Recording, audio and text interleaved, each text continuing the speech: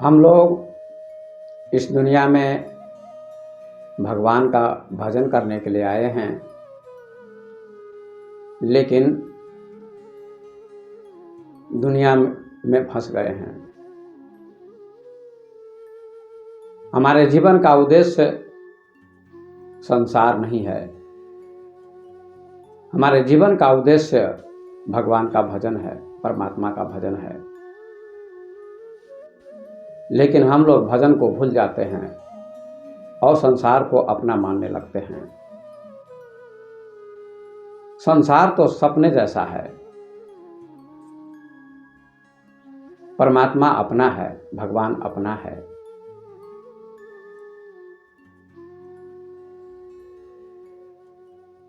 हम लोग कभी कभी मेले में जाते हैं,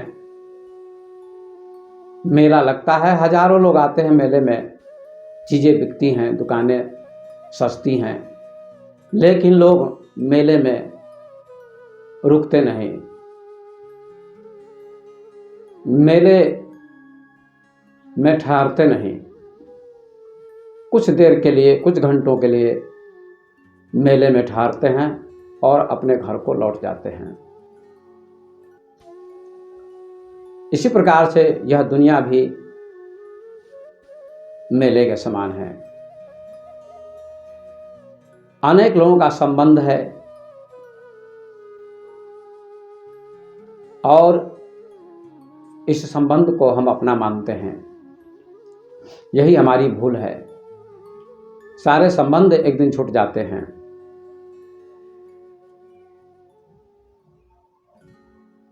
जैसे कहीं आप यात्रा करते हैं दिल्ली बंबई की, तो दिल्ली हमारा उद्देश्य है, बंबई हमारा उद्देश्य है, लेकिन हम लोग जब दिल्ली बंबई के लिए यात्रा करते हैं तो रास्ते में अनेक लोग मिलते हैं, अनेक शहर मिलते हैं, अनेक चीज़ें मिलती हैं, अनेक दृश्य मिलते हैं, लेकिन उन दृश्यों को देखकर हम उलझते नहीं, भूलते नहीं। दिल्ली की तरफ या बंबई की तरफ लोगों का ध्यान होता है। मजबूरी में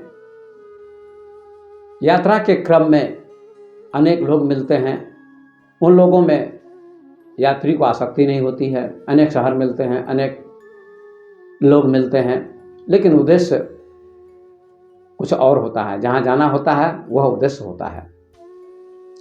दिल्ली बंबई कलकत्ता जहाँ भी जाना होता है वही यात्रियों का उद्देश्य होता है, और फिर दिल्ली बंबई कलकत्ता की यात्रा करके लौट भी जाते हैं अपने घर पर। इसी प्रकार से संसार भी यात्रा है। किसी ने कहा है, life is a journey of experience. जीवन एक यात्रा है अनुभव की।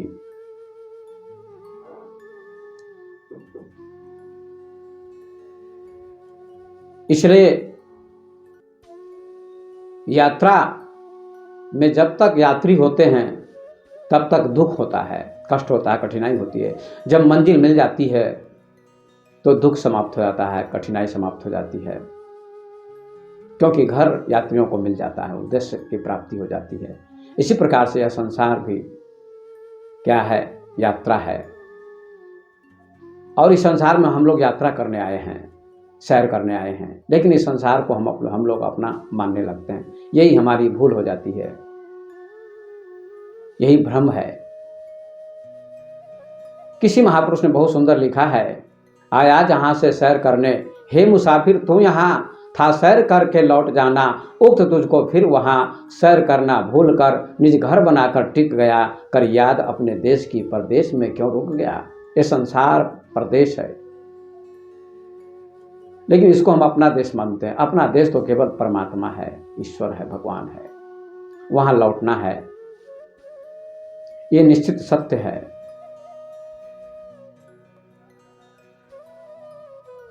तो हमें परमात्मा का भजन करना है। इस संसार को एक दिन छोड़ना पड़ेगा, इस संसार से लौटना पड़ेगा, लेकिन इस संसार को हमने अपना मान रखा है। तुलसीदास ने भी लिखा है, उमा कहूँ मैं अनुभव अपना, सत हरि भजन जगत सब सपना। भगवान शंकर पार्वती से कहते हैं ये जगत सपने जैसा है और भगवान का भजन ही अपना है, लेकिन लोगों ने संसार को अपना मान रखा है और भगवान को सपना मान रखा है। यही बड़ा भारी भ्रम है और लोग कष्ट पाते हैं। तो याद रखिए, इस संसार में आकर हमें संसार में भूलना नहीं है, परमात्मा का भजन करना है और भजन करते हुए संसार से लौट जाना है, परमात्मा में समा जाना है। आइए इसके संबंध में एक बहुत सुंदर कहानी मैं सुनाता हूँ, जिसके माध्यम से आप समझ सकते हैं कि यदि संसार में आकर हम परमात्मा को भूल जाते हैं तो बड़ी कठिनाई होती है, विपत्ति का सामना करना पड़ता है, जीव भटकता है, लोगों को बड़ा कष्ट होता है।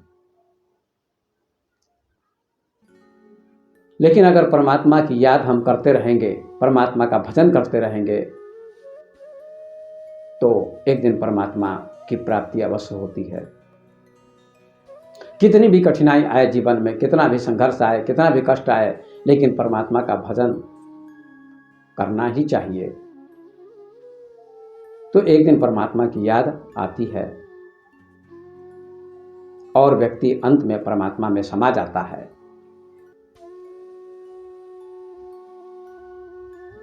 एक गांव में एक सीधा सादा भोला अनपढ़ गंवार व्यक्ति था।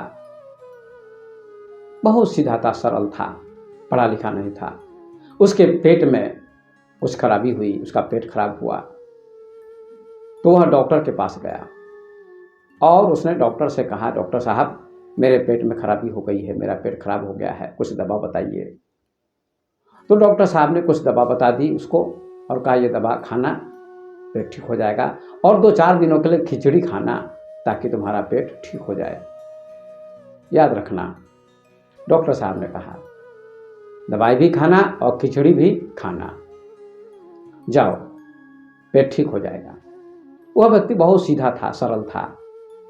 डॉक्टर ने कुछ दवाई दे दी और खिचड़ी बता दी खाने के लिए। वह व्यक्ति लौट गया। जब रास्ते में आ रहा था लौटकर, तो रास्ते में एक नदी पड़ी, नदी से उसको गुजरना पड़ा। जब नदी में प्रवेश उसने किया तो उसने हाथ पैर धोए, कुल्ला किया, और जब बाहर निकला तो खिचड़ी शब्द वह व्यक्ति रट रहा था, क्योंकि बहुत भोला था, सीधा था, सरल था। उसने सोचा यदि मैं नहीं रटूंगा तो भूल जाऊंगा तो दिक्कत होगी, इसलिए डॉक्टर साहब ने जो कहा था कि खिचड़ी खाना, तो खिचड़ी शब्द को रटने लगा। लेकिन जब नदी के बाहर निकला तो खिचड़ी शब्द वह भूल गया और खिचड़ी शब्द के स्थान पर खाचड़ी शब्द बोलने लगा। आगे बढ़ने लगा, जाने लगा तो रास्ते में एक खेत की मेड़ पर एक किसान फसल की रखवाली कर रहा था, क्योंकि पक्षी आकर फसल को चुग जाते थे और वह पक्षियों को, चिड़िया को उड़ाता था। यह व्यक्ति जो डॉक्टर के यहाँ से आ रहा था, खाचड़ी रटते हुए जा रहा था उसी रास्ते से। तो इस व्यक्ति ने कहा खाचड़ी खाचड़ी खाचड़ी। जो व्यक्ति पक्षियों को उड़ा रहा था वह व्यक्ति बहुत नाराज हुआ और कहा ये नालायक क्या बोल रहा है, मैं पक्षियों को उड़ा रहा हूं, पक्षी आते हैं, फसल चुग जाते हैं, फसल बर्बाद हो जाती है, और ये कहता है खाचड़ी खाचड़ी। मतलब इसका अर्थ है कि हे पक्षी, हे पक्षियों आओ फसल खाओ। पक्षी उड़ाने वाला व्यक्ति नाराज होकर इस व्यक्ति को पकड़ लेता है और 2-4 थप्पड़ जमा देता है। उस सीधे आदमी ने कहा हमको आप क्यों मारते हैं, हमको थप्पड़ आपने क्यों मारा? कहा तुमने कहा खाचड़ी इसलिए थप्पड़ हमने मारा। ऐसा सच मत बोलो। तो कहा क्या बोलूं, आप ही बता दीजिए। तो पक्षी उड़ाने वाले ने कहा अब बोलो, उड़ चिड़ी उड़ चिड़ी उड़ चिड़ी, ऐसा बोलो। वह व्यक्ति बहुत सीधा था, सरल था। किसान ने जो बता दिया वही रटने लगा, आगे बढ़ने लगा। और कहने लगा, रटने लगा, उड़ चिड़ी उड़ चिड़ी उड़ चिड़ी। आगे जाते हुए एक शिकारी मिला, बहेलिया मिला, व्याधा मिला, जो पक्षियों को फंसाता था। उसने जाल फैला रखा था, दाने डाल दिए थे, बिखेर दिए थे और पक्षियों के फंसने की प्रतीक्षा में बैठा था। और यह व्यक्ति जो डॉक्टर के यहाँ से आ रहा था, रटता हुआ जा रहा था, उड़ चिड़ी उड़ चिड़ी उड़ चिड़ी। उस बहेलिये ने कहा, ये पागल है, मैं पक्षियों को फंसाने के लिए यहाँ बैठा हूँ, जाल बिछा हुआ है और ये कहता उड़ चिड़ी उड़ चिड़ी, ये पागल लगता है। पक्षी फंसाने वाले बहेलिये ने उस व्यक्ति को पकड़ लिया और 2 थप्पड़ लगाए और कहा, नालायक, ऐसा मत बोलो, हम पक्षियों को फंसाने के लिए यहाँ बैठे हैं और तुम कहते हो उड़ चिड़ी उड़ चिड़ी, ऐसा क्यों बोलते हो? उसने कहा, हमको ऐसा ही कहा गया है बोलने के लिए, क्योंकि जो उसको जो सिखा देता था वही रटता था। किसान ने सिखा दिया था उड़ चिड़ी, तो वही रटता था, वही याद करता था, वही रटते हुए जा रहा था। तो बहेलिये ने कहा, शिकारी ने कहा, पक्षी फंसाने वाले ने कहा कि अब ऐसा मत बोलो। तो उसने कहा, अब मैं क्या बोलूं, आप ही बताइए। तो पक्षी फंसाने वाले बहेलिये ने कहा, अब बोलो, आते जाओ फंसते जाओ, आते जाओ फंसते जाओ। उसने कहा, ठीक है, यही कहूंगा। आगे बढ़ गया और यही रटते हुए जा रहा था, आते जाओ फंसते जाओ, आते जाओ फंसते जाओ, आते जाओ फंसते जाओ। आगे जब जा रहा था तो रास्ते में कुछ चोर मिले। चोरों ने यह शब्द सुना, ये आते जाओ फंसते जाओ, आते जाओ फंसते जाओ। तो चोरों ने कहा, ये पागल व्यक्ति लगता है, ये तो हम लोगों को फंसा देगा। इसलिए चोरों ने इसको पकड़ लिया और कहा, ऐसा क्यों बोलते हो? चोरों ने भी पिटाई की उसकी और कहा, नालायक, ऐसा मत बोलो, नहीं तो हम लोग फंस जाएंगे, पकड़े जाएंगे। तो उसने कहा, मैं क्या बोलूँ, आप ही लोग बताइए, जो हमको बता दिया जाता वही मैं याद करता हूँ, मेरी क्या गलती है? तो चोरों ने कहा कि अब ऐसा मत बोलो, अब बोलो, यह रख जाओ और ले आओ, यह रख जाओ और ले आओ। इसका मतलब ये माल रख दो, ये पैसे कपड़े आदि रख दो और भी माल ले आओ। इसका अर्थ यही था, यह रख जाओ और ले आओ। चोरों ने कहा, उसने कहा, ठीक है, यही बोलूंगा। बहुत सीधा था, सरल था, निष्कपट था। चोरों ने जो शब्द बता दिया वही वह रटने लगा, आगे बढ़ने लगा, रटते हुए कहते हुए जा रहा था, यह रख जाओ और ले आओ, यह रख जाओ और ले आओ। तो रास्ते में उसने क्या देखा, कुछ लोग एक व्यक्ति को शमशान घाट ले जा रहे थे। कहते हैं कि उस गांव का मुखिया मर चुका था। गांव के 100, 200, 500 लोग मुखिया जी को जलाने जा रहे थे, अंतिम संस्कार करने जा रहे थे। सभी लोग शोक संतप्त थे, रो रहे थे। उसी रास्ते से ये भी जा रहा था। तो इसने कहा, यह रख जाओ और ले आओ, यह रख जाओ और ले आओ। लोगों ने इसके शब्द को सुना, कहा, ये तो पागल लगता है, मुखिया जी मर चुके हैं, हम लोग शोक संतप्त हैं, हम लोग रो रहे हैं, हम लोग दुखी हैं, मुखिया जी की मृत्यु हो गई है और ये कहता है यह रख जाओ और ले आओ। इसका मतलब मुखिया जी को जला दो और लोगों को मार के ले आओ। ये नालायक बेवकूफ़ क्या बोल रहा है, ये पागल लगता है। लोगों ने पकड़ा, फिर पिटाई की उसकी और कहा, ऐसा मत बोलो, तू पागल हो गया है क्या? उसने कहा, मैं क्या करूं, मुझको जो बता दिया जाता वही मैं याद करता हूं। ठीक है, तो आप लोग बताइए, मैं क्या बोलूं? तो लोगों ने कहा, ऐसी नसीब किसी की न हो, ऐसी नसीब किसी की न हो, ऐसा बोलो। कहा, ठीक है, यही बोलूंगा। तो आगे बढ़ता गया और यही रटता चला गया कि ऐसी नसीब किसी की न हो, ऐसी नसीब किसी की न हो, ऐसी नसीब किसी की न हो। आगे जब जा रहा था तो एक गांव में पहुंचा और उस गांव में एक लड़के की शादी हो रही थी। बैंड बाजे बज रहे थे, महिलाएं गीत गा रही थी, उत्सव हो रहा था। उसी रास्ते से जा रहा था और रटता हुआ जा रहा था, कहता हुआ जा रहा था कि ऐसी नसीब किसी की न हो, ऐसी नसीब किसी की न हो। लोगों ने कहा, ये पागल लगता है, ये नालायक क्या बोल रहा है, यहाँ विवाह हो रहा है, उत्सव हो रहा है, गीत हो रहा है और ये कहता ऐसी नसीब किसी की ना हो, ऐसी नसीब किसी की ना हो, विवाह किसी का ना हो, पकड़ो इसको, मारो। लोगों ने उसको पकड़ लिया, 2-4 थप्पड़ जमा दिए, उसकी तो काफ़ी पिटाई हो गई। उसने कहा क्यों पीटते हैं आप लोग? तो कहा ऐसा क्यों बोलते हो, यहाँ विवाह हो रहा है, तुम कहते हो ऐसी नसीब किसी की ना हो। तो उसने कहा क्या करूं मैं, मेरी क्या गलती है, जो लोग मुझे बता देते हैं वही मैं बोलता हूं, आप लोग बताइए अब मैं क्या बोलूं। तो उन लोगों ने कहा कि अब बोलो ऐसी नसीब सबकी हो, ऐसी नसीब सबकी हो। उसने कहा ठीक है, जो आप लोगों की आज्ञा, यही बोलूंगा। आगे बढ़ गया और यही रटता हुआ जा रहा था, ऐसी नसीब सबकी हो, ऐसी नसीब सबकी हो, ऐसी नसीब सबकी हो।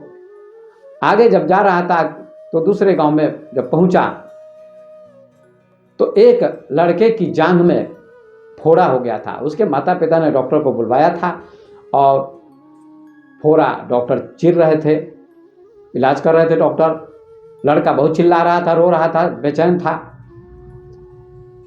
और उसी रास्ते से जा रहा था जो डॉक्टर के यहाँ से आ रहा था। सीधा साधा आदमी यही रटता हुआ जा रहा था, ऐसी नसीब सबकी हो, ऐसी नसीब सबकी हो, मतलब घाव सबको हो जाए, फोड़ा सबको हो जाए। तो जिसको फोड़ा हो गया था, जिस लड़के को, उसके माँ बाप ने इस व्यक्ति को पकड़ लिया और कहा नालायक ऐसा क्यों बोलते हो, उल्लू का पट्टा, हमारे बेटे को फोड़ा हो गया है, डॉक्टर इलाज कर रहे हैं, ये चिल्ला रहा है, रो रहा है, छपटा रहा है और तू कहता है ऐसी नसीब सबकी हो, ऐसी नसीब सबकी हो। 2-4 थप्पड़ जमा दिए और कहा ऐसा मत बोलो।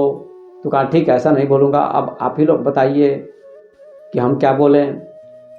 तो लड़के के माता पिता ने कहा कि अब बोलो, इधर से सूख जाए उधर से सूख जाए, मतलब घाव इधर से भी सूख जाए उधर से भी सूख जाए, दोनों तरफ से सूख जाए, घाव समाप्त हो जाए, ठीक हो जाए, इधर से सूख जाए उधर से सूख जाए, इधर से सूख जाए उधर से सूख जाए, ऐसा लड़के के माता पिता ने कहा। इसने कहा ठीक है, ऐसा ही कहूँगा। आगे बढ़ने लगा और यही रटता हुआ जा रहा था, इधर से सूख जाए उधर से सूख जाए, इधर से सूख जाए उधर से सूख जाए, घाव के संबंध में रट रहा था, बोल रहा था। रास्ते में एक माली मिला जो फूलों की सिंचाई कर रहा था। एक खेत में फूल लगे हुए थे, फूल के पौधे, फूलों की सिंचाई कर रहा था माली, और सिंचाई करते करते परेशान था, थका हुआ था। उसी रास्ते से जा रहा था जो डॉक्टर के यहाँ से आया था। खिचड़ी सब भूल चुका था, इसीलिए तो इतनी पिटाई लग रही है उसकी। तो उसी रास्ते से गुजर रहा था जहां माली सिंचाई कर रहा था पौधों की, फूलों की।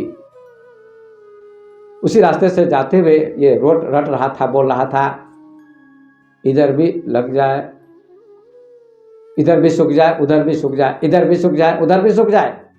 माली ने कहा पागल लगता है, सनका हुआ लगता है, नालायक, बेवकूफ, पागल लगता है, बुद्धि इसकी भ्रष्ट हो गई। कहता है इधर भी सूख जाए उधर भी सूख जाए। माली को लगा है फूल के बारे में कह रहा है, सब तरफ से फूल सूख जाए, बर्बाद हो जाए। माली ने उसको पकड़ लिया, 2-4 थप्पड़ जमा दिए, उसकी खूब पिटाई की और कहा नालायक ऐसा क्यों बोलता है तू, मैं फूलों की सिंचाई करता हूँ, पौधों की सिंचाई करता है तू, करता हूँ, अब तू कहता है इधर से सूख जाए उधर से सूख जाए, फूल सब तरफ से सूख जाए, ऐसा क्यों बोलते हो तुम। उसने कहा मैं क्या करूं, मुझे ऐसा ही बताया गया है बोलने के लिए, इसलिए मैं बोलता हूं, इसलिए मैं रटता हूं। तो कहा माली ने अब ऐसा मत बोलो, ऐसा मत कहो, अब जो मैं कहता हूं वही कहो। कहा ठीक है, आप बोलिए मैं क्या कहूं। तो माली ने कहा अब बोलो, इधर भी लग जाए उधर भी लग जाए, इधर भी लग जाए उधर भी लग जाए, इधर भी लग जाए उधर भी लग जाए। कहा ठीक है, यही बोलूंगा। आगे बढ़ गया और यही रटता हुआ जा रहा था। बेचारा सीधा आदमी, बड़ी पिटाई हुई उसकी। यही रटता हुआ जा रहा था, कहता हुआ जा रहा था इधर भी लग जाए उधर भी लग जाए, इधर भी लग जाए उधर भी लग जाए। किसी गांव में पहुंचा, शाम हो गई थी, किसी घर में आग लग गई थी, लोग आग को बुझा रहे थे, सैकड़ों लोग खड़े थे, आग को बुझाने में लगे थे। यह व्यक्ति जो डॉक्टर के यहाँ से आ रहा था उसी रास्ते से जा रहा था, जहां आग लगी थी, लोग खड़े थे, आग को बुझा रहे थे, उसी रास्ते से जा रहा था और कहता हुआ जा रहा था इधर भी लग जाए उधर भी लग जाए, इधर भी लग जाए उधर भी लग जाए, ऐसा रटता हुआ जा रहा था। लोगों ने कहा पागल लगता है, इसका दिमाग खराब हो गया है, हम लोग परेशान हो रहे हैं, आग बुझाने के लिए खड़े हैं, आग बुझा रहे हैं, आग बुझ नहीं रही है, और ये कहता है इधर भी लग जाए, उधर भी लग जाए, इधर भी लग जाए, उधर भी लग जाए। लोगों ने उसको पकड़ लिया और कहा मारो इसको, पीटो इसको। लोगों ने काफी पिटाई की, बहुत पीटा। अंत में किसी एक व्यक्ति ने कहा इतना मारो, इतना पीटो, इसकी इतनी पिटाई करो कि मारते मारते खिचड़ी बना दो। तो उसने कहा बस बस बस बस, हो गया हो गया हो गया। इसी शब्द के लिए मैं पिटाई खा रहा था, खिचड़ी शब्द को मैं भूल चुका था, और इसी शब्द को याद करने के लिए मैं परेशान था। इतनी पिटाई मैंने खाई, जगह जगह लोगों ने मुझे पीटा। डॉक्टर ने कहा था खिचड़ी खाना, और यही शब्द मैं भूल चुका था, आप लोगों ने याद करा दिया। धन्यवाद है आप लोगों का। अब मुझे मत पिटाई कीजिए, मत मारिए। लोगों ने कहा इसको छोड़ दो। वह व्यक्ति घर पर चला गया और बच गया। कहने का तात्पर्य है सज्जनों, ये कहानी बहुत सुंदर है, रोचक है, ये बहुत प्रेरक प्रसंग है कि उसने पिटाई तो बहुत खाई। डॉक्टर ने जो शब्द कहा था खिचड़ी खाना तो पेट तुम्हारा ठीक हो जाएगा, और इसको याद करते हुए जाना, कहीं भूल ना जाना, ऐसा कहा था डॉक्टर ने। खिचड़ी शब्द को याद करता हुआ जा रहा था तो भूल गया संयोग से, और तब इतनी पिटाई उसको लगी। अनेक लोगों ने उसकी पिटाई की, लेकिन रटना उसने नहीं छोड़ा, याद करना नहीं छोड़ा। अंत में उसको खिचड़ी शब्द याद हो गया। पिटाई के बावजूद भी उसने जो जो शब्द लोगों ने कह दिया था, कहा था रटने के लिए, उन शब्दों को रटा, कहा, याद किया, और अंत में खिचड़ी शब्द याद हो गया, खिचड़ी याद हो गई और वह बच गया। तो सज्जनों, इस कहानी से शिक्षा मिलती है कि आदमी को कितनी भी कठिनाई जीवन में आए, कितना भी कष्ट आए, कितना भी संकट आए, कितनी भी विपत्ति आए, लेकिन सत्संग नहीं छोड़ना चाहिए, भजन नहीं छोड़ना चाहिए, तो परमात्मा की याद अंत में आती है। ये संघर्ष ही, ये दुख ही क्या है, पिटाई है। जीवन में बहुत दुख आता है, बहुत संकट आता है, कठिनाइयां आती हैं, और विपत्ति में भी परमात्मा को नहीं भूलना चाहिए, भजन नहीं छोड़ना चाहिए। इसका यही मतलब होता है। तो परमात्मा की कृपा होती है, और अंत में व्यक्ति परमात्मा का भजन करते हुए परमात्मा में समा जाता है। यही इस कहानी का आशय है, मतलब है। तो सज्जनों, जरूर इस कहानी को गौर से सुनिएगा और विचार कीजिएगा, आपका जीवन बदल सकता है। आपके जीवन में इस कहानी से बड़ी प्रेरणा मिल सकती है। ये कहानी आपके जीवन को बदलने के लिए काफी है।